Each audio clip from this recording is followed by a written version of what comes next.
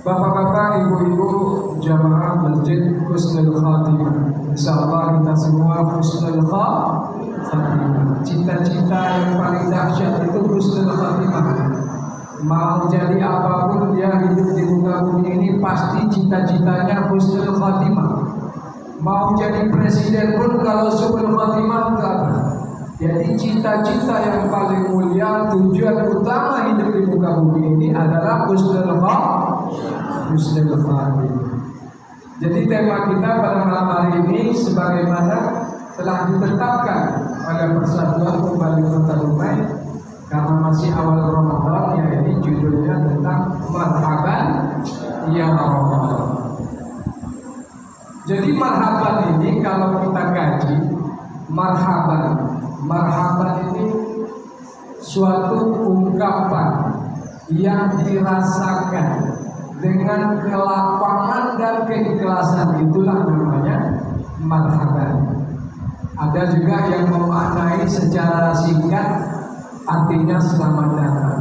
Tapi sejatinya marhaban ini bukan selamat datang. Kalau selamat datang ahlan wa sahlan. Kalau ibu-ibu di rumah bapak kamu tak balik, cocok mengucapkan ahlan wa sahlan wahai bapak. Nah itu kata ahlan wa sahlan. Tapi kalau bulan suci Ramadan bukan ahlan wa sahlan, tetapi marhaban. Marhaban ya Ramadan. Jadi kata marhaban ini kalau dikaji dalam secara ringkas, marhaban ini berasal daripada kata rohaba. Rohaba yang artinya melapangkan hati yang kemarin hati sesak, dipenuhi dengan rasa dengki, rasa hasad, rasa hasud. Sebelum datang Ramadan, rahaba, dilapangkan hatinya dari segala prasangka, praduga, suudzon, hasad, hasud dan lain sebagainya. Itulah bagian daripada marhaban. Jadi marhaban ini melapangkan, baik itu melapangkan hati, juga melapangkan pikiran dan melapangkan semua keadaan. Kalau selama ini pergi ayam berkokok, balik ayam nyangkok, maka hendaknya kita melapangkan waktu, meluangkan waktu untuk menyambut Ramadan. Nah jadi marhaban ya Ramadan, kami benar-benar melapangkan hati, kami benar-benar dengan penuh rasa syukur dan kegembiraan kepada Allah untuk menyambutnya bulan suci Ramadan. Makanya sebelum bulan Ramadan, bulan apa namanya Bu? Sya'ban. Sebelum Sya'ban? Baru 2 bulan yang lalu yang lupa. Bulan Rajab. Makanya ada di dalam doa khusus yang sering dibaca oleh Rasulullah SAW. Allahumma barik lana fi Rajab wa Sya'ban wa ballighna Ramadan. Sekarang kita sudah sampai di pada fase ketiga, yaitu sampai kepada bulan Ramadan. Kalau bulan Ramadan telah sampai kepada kita, apa yang akan kita lakukan? Apakah ibadah-ibadah masih seperti di luar bulan-bulan biasa, ataukah bahkan kegiatan-kegiatan yang sia-sia masih kita amalkan? Contoh, main gaplek, main domino dari habis maghrib sampai subuh. Kira-kira suatu yang sia-sia tak? Karena habis satu malaman penuh. Tapi kalau main sebentar-sebentar isi kekosongan tidak masalah. Tapi kalau sudah habis satu malaman waktu di meja domino, itu sebuah bentuk kelalaian kita kepada Allah Subhanahu wa Ta'ala. Jadi istilahnya ini bukan leader ya Pak, cuma ingatkan kalau ada yang domino ya. Nah jadi istilahnya inilah bagian daripada marhaban ya Ramadan. Benar-benar kita lapangkan, jangan sampai waktu sempit. Jadi waktu satu malam habis di meja domino, atau waktu satu malam habis lembur-lembur tak jelas dan lain sebagainya, atau nongkrong-nongkrong tak jelas. Nah inilah yang dimaksud dengan persiapan kita ini dalam menyambut bulan suci Ramadan. Sebagaimana al-ulama Abu Bakar al-Balkhi mengatakan, syahrul Rajab syahrul zar'i wa syahrul Sya'ban syahrul apa Bu? Ada yang pernah dengar kata-kata itu bahwa bulan Rajab adalah syahrul zar'i, bulan untuk menanam persiapan kita. Jadi pelatihan amalan itu mulai dari bulan Rajab kita sudah latihan. Memasuki bulan Sya'ban itu sudah fase menyiram. Jadi amalan-amalan yang kemarin terus continue diamalkan, termasuk dengan latihan puasa. Jadi ketika awal Ramadan ini seharusnya fase hasadul zar'i, adalah bulan memanen amalan-amalan yang kita lakukan. Jadi kalau mulai dari bulan Rajab, bulan Sya'ban sudah terlatih berpuasa, pas puasa pertama bulan Ramadan tidak mendemam. Nah, jadi kalau puasa setahun sekali, jadi pas pertama puasa di bulan Ramadan itu mendemam karena tubuhnya kaget. Sudah lama tidak puasa, begitu dihantam puasa awal Ramadan langsung mendemam. Nah, itulah gunanya persiapan di awal bulan Rajab, kemudian bulan Sya'ban sampai waballighna Ramadan, tetap istiqamah dengan amalan-amalan yang kita lakukan pada beberapa bulan yang lalu. Bapak-bapak, ibu-ibu, jamaah Masjid Husnul Khatimah rahimahullah.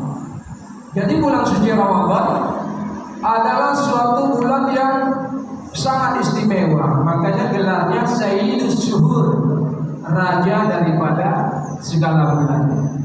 Dan pada konsep awal diciptakan Ramadan ini, sebagaimana diperintahkan oleh Allah Subhanahu wa taala, salah satu kewajiban yang kita semua telah tahu yaitu kewajiban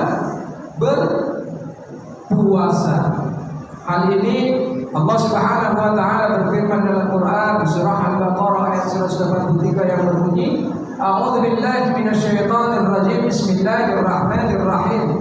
Ya ayyuhalladzina amanu kutiba 'alaikumusiyam kama kutiba 'alal ladzina min qablikum la'allakum tattaqun. Jadi hai orang-orang yang beriman, kutiba 'alaikumusiyam, diwajibkan atas kamu untuk berpuasa. Kama kutiba 'alal ladzina min qablikum, sebagaimana perintah puasa ini sudah pernah diwajibkan oleh Allah kepada generasi sebelum kita. Tujuannya apa? La'allakum tattaqun. Jadi tujuan utama daripada berpuasa adalah untuk menjadikan kita orang yang bertakwa kepada Allah Subhanahu wa taala. Jadi kalau puasanya tidak diterima atau puasanya gagal karena hal-hal tertentu atau karena kebiasaan buruk yang sering dilakukan, maka puasanya tidak akan memberikan dampak yang sangat diharapkan, yaitu untuk menjadi hamba-hamba Allah yang bertakwa. Karena hal ini telah diingatkan oleh Rasulullah SAW. Rubba min sha'imin laisa lahu min siyamihi illa al-ju'i wal 'athas. Berapa banyak orang-orang yang berpuasa tidak mendapatkan apa-apa daripada puasanya kecuali rasa ju' wal 'athas, rasa lapar dan haus. Nauzubillah min dzalik. Jadi kalau ditanya puasa, Bu, puasa, ghibah jangan terus. Nah, ini yang jadi masalah. Kalau ibu-ibu, kalau bapak-bapak puasa, Pak, puasa, nafas bau rokok surya. Nah, itu masalah. Tanggapan puasa. Tengah hari masih bau nafas rokok surya. Nah, ini puasanya tanda kutip tanda-tanda. Karena konsep puasa ini mengontrol perasaan kita ini agar senantiasa merasa diawasi oleh Allah Subhanahu wa taala. Siapa yang tahu kalau kita tak berpuasa, kalau kita ingin menyembunyikan kalau kita ini tidak berpuasa. pura-pura masuk kamar mandi barbur sambil minum, siapa yang tahu? Kecuali dirinya dan Allah Subhanahu wa Ta'ala.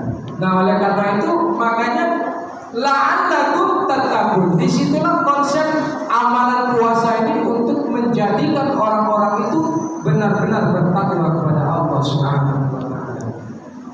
Bapak-bapak, ibu-ibu, jamaah Masjid Husnul Khatimah rahimahullah.